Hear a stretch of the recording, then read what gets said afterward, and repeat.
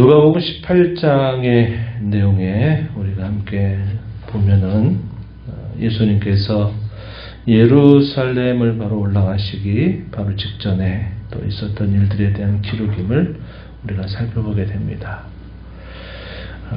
기도에 대한 교훈, 이것이 우리가 이런 1절부터 14절까지 소개가 되고, 어린 아이들, 자기 자녀들을 축복하기를 바라는 그 부모의 마음이 예수님 앞에 표현되었을 때 제자들이 꾸짖지만 예수님은 이 어린 아이들을 앞에 내세우고 하나님의 나라가 바로 이러한 자들이 이런 자들의 것이다, 이렇게 예수님 말씀을 하십니다. 또 한편 본문에는 어떤 사람이다, 이렇게 어떤 관리라고 표현되지만은 우리가 잘 아는 관리이면서 젊고 또 대단히 부유했던 사람입니다. 그 사람이 와서 어떻게 해야 영생을 얻겠습니까? 라고 하는 물음에 대하여 그에게 도전을 주시죠. 네가 가지고 있는 모든 것들을 다 팔아서 구제하고 난 다음에 나를 따르면 내가 영생을 얻을 것이다, 이런 말씀을 하십니다. 이 일로 인하여 제자들이 적지 않은 충격을 받게 되죠.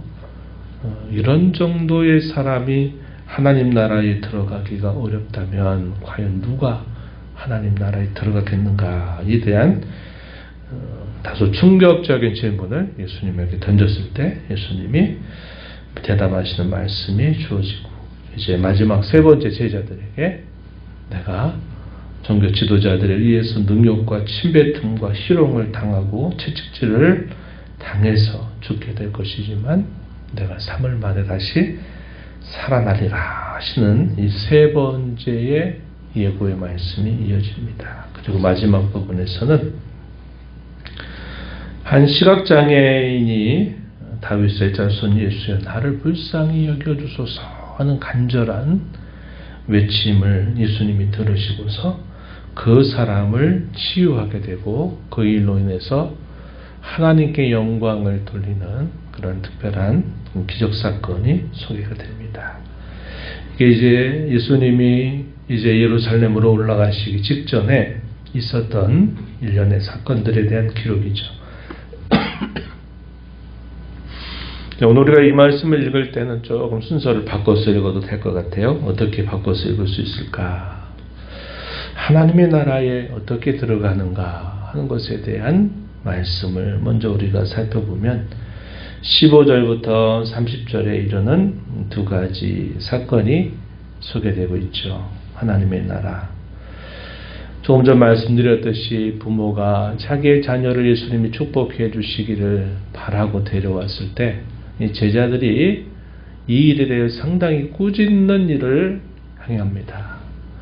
왜 이 어린아이를 데려오느냐 이거죠. 우리가 아는 바와 같이 당시 여인들이라든지 또 이런 어린아이 같은 경우에는 그렇게 인정을 받지 못하는 그런 시대에 있었습니다. 그러나 부모의 마음은 예나 지금이나 자기 자식을 복받기를 원하는 마음이야 그 변함이 없는 사실이죠.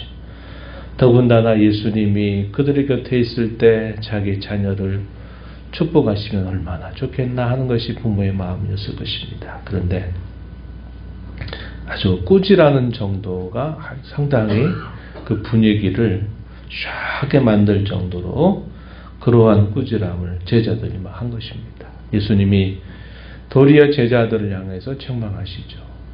그 어린아이를 앞에 내세우면서 하나님의 나라는 어린아이들과 같이 받아들이는 자의 것이다, 이런 말씀을 예수님이 하십니다.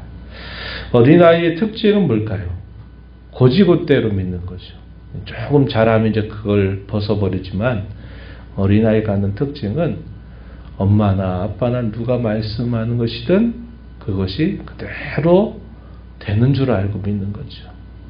어린아이 때는 다 우리 엄마 아빠가 세상의 최고인 줄 알고 그렇게 되게 잘합니다. 그러다 이제 어느 순간 그게 이렇게 벗겨지는 순간이 있지만 어린아이 특징은 그대로 믿는 거죠.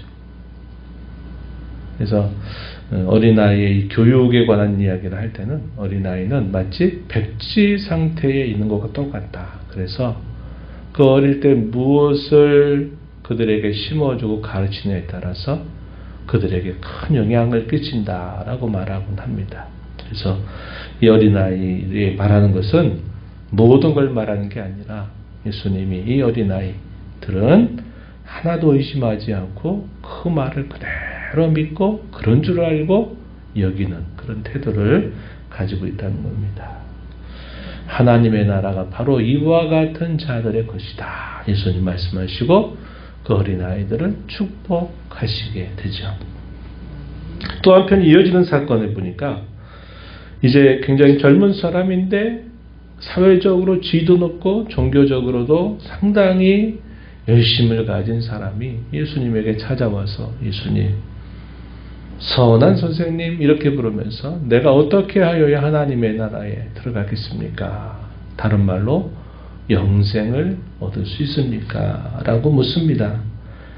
이 사람의 태도는 한편으로는 종교적인 답답함이 있기도 하지만 또 한편으로는 자신 정도면 충분히 그럴 수 있으리라 인정을 받고 싶어하는 마음도 있었던 것 같아요. 예수님이 계명을 지켜라 이렇게 말씀했더니 뭐라고 대답하냐면 예수님 저는 어릴 때부터 이런 계명들을 늘 지켜 살아왔습니다. 이렇게 대답합니다. 이런 그의 표현 속에는 상당히 자신감이 있는 듯한 모습이죠. 예수님이 하나 더 말씀하십니다. 한 가지 너에게 부족한 것이 있는데 네가 가지고 있는 그 재산들을 다 팔아서 가난한 사람들에게 나눠주고 난 다음에 나를 따라라 이런 말씀을 하셨어요. 그랬더니 근심하고 돌아갑니다. 이렇게 그 이야기는 끝이 나요. 곁에 있던 제자들이 이 상황을 보니까 이게 상당한 충격이 된 거죠. 어떤 충격이었을까요? 관리이면서 종교 지도자 같은 인물이고 더더군다나 하나님께 많은 복을 받아서 부유한 사람, 더더군다나 젊어 보인다 이 말입니다. 이런 사람이면 그 사회의 최고의 엘리트가 아니겠냐 이런 생각을 했던 거예요. 어부 출신의 사람들, 평범한 갈릴리의 출신의 제자들이 봤을 때는 이들과 만나는 것조차 쉽지 않은 그런 아주 엘리트에 속한 사람인데 그 사람이 근심하고 돌아가고 예수님은 비유를 하나 말씀하시죠. 부자가 하나님 나라에 들어가는 것이 마치 낙타가 바늘귀로 들어가는 것보다도 더 어렵다 이런 말씀을 하시니 제자들이 큰 충격을 받는 겁니다. 아니 저와 같은 사람이 들어가지 못한다면 누가 과연 들어갈 수 있단 말인가 이런 생각이 들었습니다. 그럼 누가 이 영생을 얻을 수 있습니까? 묻습니다. 말씀하시기를 사람은 할 수 없다. 그러나 하나님은 하신다. 이런 알쏭달쏭한 말씀을 주신 거죠. 훗날엔 이게 뭘 뜻하는지 알았을 텐데 그 당시에는 제자들이 이게 도대체 무슨 말씀인고 했을 겁니다. 그러면서 하나님 나라에 들어가는 일은 자기 확신과 자기의 어떤 자신감, 자기의 어떤 선한 행실들을 통해서 그 나라에 들어갈 수 있는 나라가 아니다 하는 사실을 예수님이 말씀을 해 주신 것입니다. 그래서 일련의 이 두 가지 사건들은 하나님 나라에 과연 누가 들어가느냐 말씀을 고지고대로 그런 줄 알고 믿는 어린아이와 같은 사람이 자기 자신에 대해서 확신하고 자기의 노력으로 얼마든지 할 수 있다고 하는 교만과 자만심을 가지고 있는 사람은 결코 들어갈 수 없는 나라다. 그러나 하나님의 은혜에 의해서 누구든지 들어갈 수 있는 나라가 하나님의 나라다. 이걸 말씀하신 겁니다.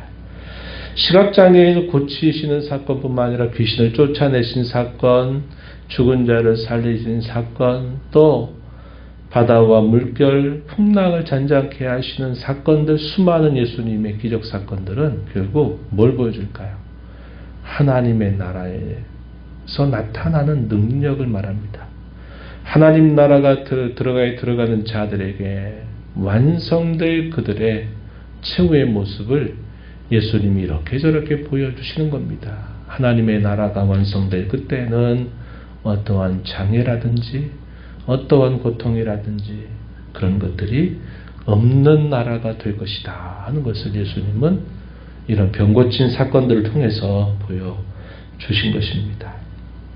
그럼 그런 하나님의 나라에 들어가는 사람들 어떻게 살아야 될까 할 때 이제 첫 번째 이야기로 우리가 돌아볼 수 있어요. 기도하는 삶에 초점이 모아진다는 겁니다. 예수님은 항상 기도하고 낙심하지 말 것을 동기 삼아 목적 삼아서 비유를 베풀어요. 우리 잘 아는 이야기죠. 과부와 한 불의한 재판관의 이야기입니다. 과부가 원한이 지금 있어요.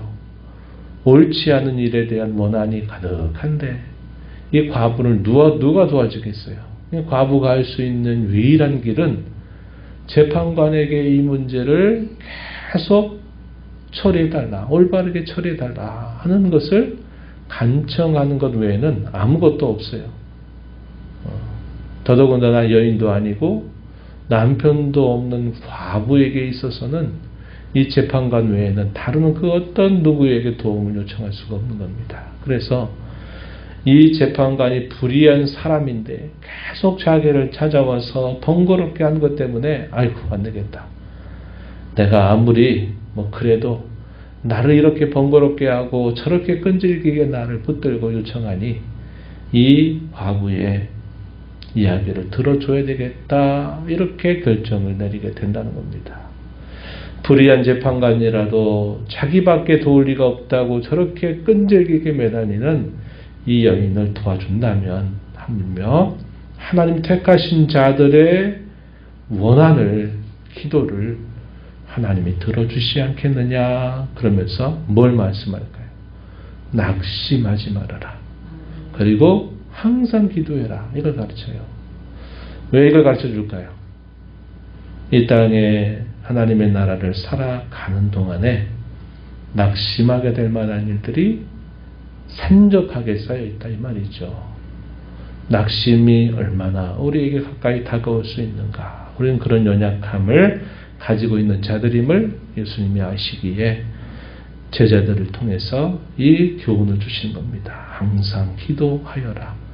낙심해서는 안 된다. 하나님의 나라에 사는 길은 낙심하지 말고 늘 하나님만이 도와주신다는 사실을 믿고 의지하고 구하는 자로 살아야 된다. 이렇게 말씀하시면서 의미심장한 한마디 말씀을 던지셨습니다. 8절에 이렇게 뭐라고 말씀하세요? 인자가 올 때 하나님 나라를 완성하시러 이 땅에 다시 오실 때 세상에서 믿음을 보겠느냐 이런 의미심장한 질문을 던지셨어요. 이것도 역시 역으로 생각하면 이러한 자들이 많지 않을 것이다 하는 것을 우리에게 보여주시는 말이 될 것입니다. 믿음을 가지고 하나님을 늘 의지하고 기도하고 낙심하지 말 것, 주님이 오실 때까지 계속 우리가 힘써야 될 이름을 가르쳐 주셔요. 그러면서 또 하나의 일련의 사건이 어떤 사건이 있었습니까? 바리새인과 세리의 기도. 이거 잘 아는 이야기죠. 바리새인은 어떤 사람입니까? 자기를 의롭다고 여기는 반면에 다른 사람은 멸시하는 사람이었습니다. 그가 기도하는데도 그 태도가 그대로 드러나죠. 자기의 의의를 앞세우고 자기 곁에 있는 죄인들과 자기는 본질적으로 다르다 하는 것을 기도 가운데 표현해요. 얼마나 자기 확신에 빠져있는 사람인지 얼마나 교만한 사람인지를 알 수 있습니다. 그가 진정 하나님이 누구이신가를 인격적으로 안다면 이렇게 기도할 수 없어요. 하나님을 모르는 겁니다. 이 기도를 통해서 그가 뭘 얻고자 할까요? 자랑을 얻고자 하는 겁니다. 자기는 자기 상을 받으려고 하는 거예요. 이건 하나님을 모르는 자의 기도입니다. 종교적인 위선이 가득한 태도지. 반면에 세리는 들어오자마자 고개를 들 수 없어서 자기의 죄를 하나님 앞에 고백하고 그저 긍휼과 자비와 용서를 구할 뿐입니다. 예수님이 이 두 사람의 기도에 대한 결론을 말씀하세요. 자기를 높이는 자는 낮아질 것이고 자기를 낮추는 이가 높아질 것이다. 누가 의로운 사람이냐? 이 세리가 하나님의 앞에 의롭다함을 얻게 될 것이다. 이런 말씀을 하시는 겁니다. 오늘 우리가 이 이야기를 다시 재구성하면서 우리가 하나님 나라에 이렇게 속한 자가 된 것, 하나님의 크신 은혜로 된 일이다. 우리의 힘으로 된 일 아니다 하는 것을 우리가 알고 늘 어린아이와 같은 고지고대로 그 말씀을 믿음으로 받아들이고 늘 하나님 앞에 겸손한 자로 살아가는 자세를 가져야 되겠고 늘 하나님 앞에 기도하는 삶을 우리가 잊지 말아야 되겠다 하는 것입니다. 우리가 기도하면서 주님이 오실 때까지 우리에게 주신 이 믿음을 잘 붙들고 이 믿음을 주님 앞에서 잘 증명하는 신실한 자들이 되기를 진심으로 바랍니다. 하나님 아버지 감사합니다. 이 새벽 시간 저희를 깨워주셔서 오늘도 새날을 주신 아버지 앞에 나와 찬양드리며 주의 말씀을 읽으면서 하나님이 저희에게 베풀어 주신 귀한 은혜를 또다시 깨우쳐 주심을 감사드립니다. 사람의 힘으로는 알 수 없으나 하나님은 능리하신다 하신 그 나라에 하나님의 은혜로 말미암아 저희가 그 나라에 속한 백성이 되게 하신 것을 감사드립니다. 어린아이와 같이 하나님이 하신 말씀을 그대로 순전하게 믿는 신앙을 갖고 살아가게 하시고 저희에게 늘 하나님을 의지하고 기도하며 낙심하지 않는 삶을 늘 살아가는 저희가 되게 하여 주셔서 저희의 믿음과 저희의 순종을 주님이 오실 때까지 잘 드러내며 살아가도록 저희들을 붙잡아 주시며 인도하여 주시옵소서. 은혜의 보호자 앞에 나와서 아버지의 은혜를 구하는 모든 심령들의 간구를 기비로 주고 응답해 주시기를 바라고 예수님의 이름으로 기도하옵나이다. 아멘.